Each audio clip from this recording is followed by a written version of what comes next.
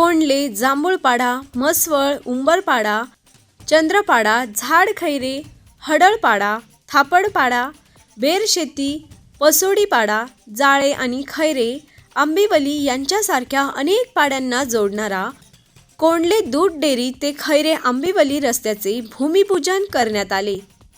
हा मुख्य रस्ता गेल्या अनेक वर्षापासून अत्यंत दयनीय अवस्थेत होता।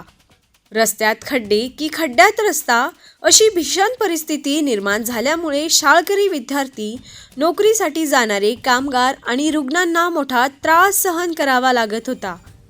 ही समस्या शिवसेना नेते प्रकाश पाटील आणि भिवंडी ग्रामीणचे आमदार शांताराम मोरे यांनी गांभीर्याने घेतली।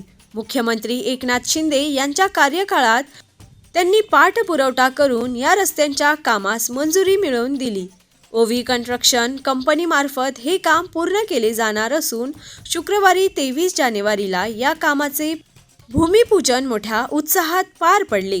या उद्घाटन सोहळ्याला भिवंडी ग्रामीण विधानसभा समन्वय सचिन पाटील, जिल्हा परिषद सदस्य राजेश मुकणे, पंचायत समिती सभापती अस्मिता लहांगे, शिवसेना उपतालुका प्रमुख संतोष गोळे, सरपंच शंकर रिंगजड, उपसरपंच राणी पाटील आणि उद्योजक बादल शेठ यांच्यासह अनेक मान्यवर उपस्थित होते।